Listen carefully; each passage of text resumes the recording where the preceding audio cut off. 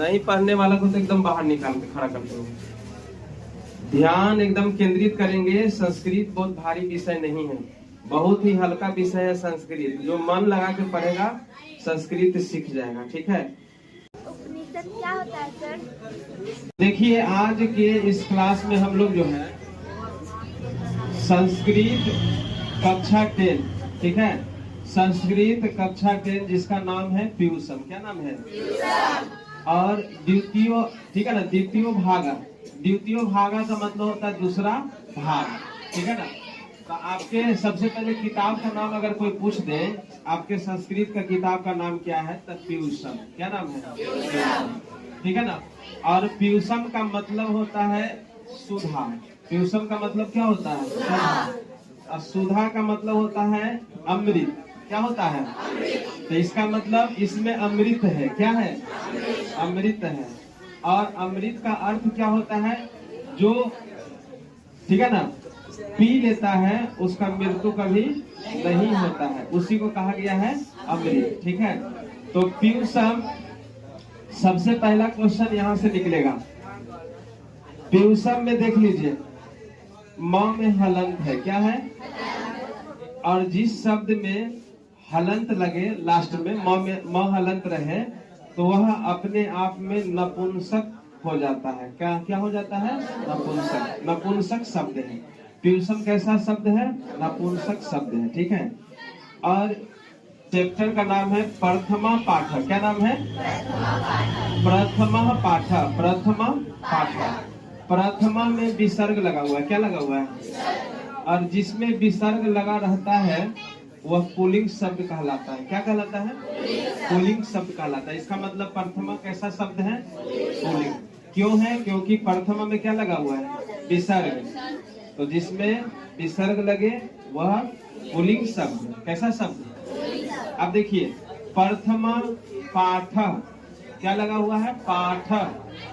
तो ठीक है ना, पाठ में घय प्रत्यय लगा हुआ है। कौन सा प्रत्यय लगा हुआ है? घय। घय प्रत्यय। पठ जोड़ घय तो बनता है पाठ। पठ जोड़ घय तो बनेगा पाठ।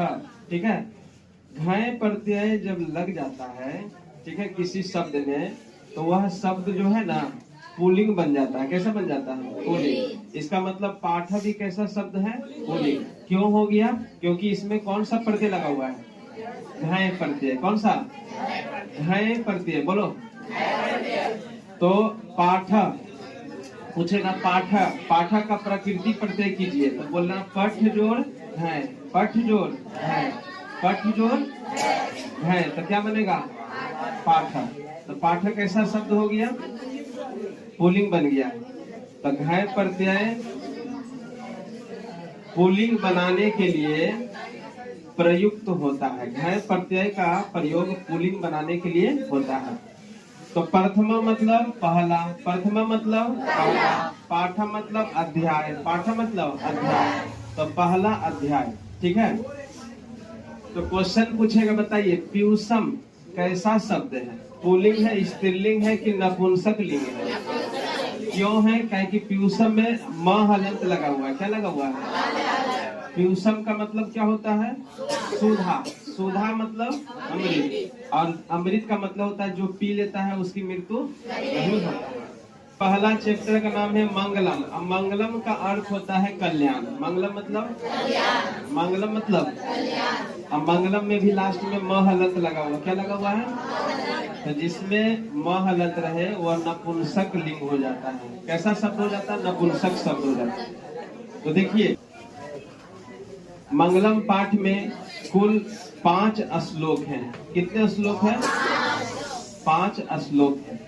ठीक है, श्लोक को ही मंत्र कहा जाता है। क्या कहा जाता है? मंत्र बोलिए चाहे श्लोक बोलिए। ठीक है, और ये 5 श्लोक जो है उपनिषद से लिया गया है। किससे लिया गया है? उपनिषद से लिया गया है।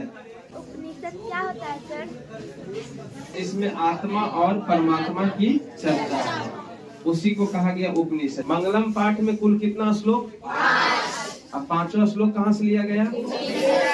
उपनिषद से। पहला जो श्लोक है ईशावास्यो उपनिषद। दूसरा श्लोक कठोपनिषद।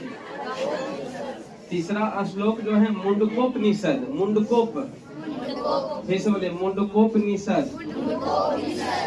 पहला ईशावास्य उपनिषद, दूसरा कठोपनिषद, कठोपनिषद, तीसरा मुंडकोपनिषद, मुंडकोपनिषद। चौथा श्लोक जो है मुंडको उपनिषद से ही लिया गया। चौथा भी कहाँ से लिया गया है? और पांचवा श्वेताश्वर उपनिषद। कौन सा? श्वेताश्वर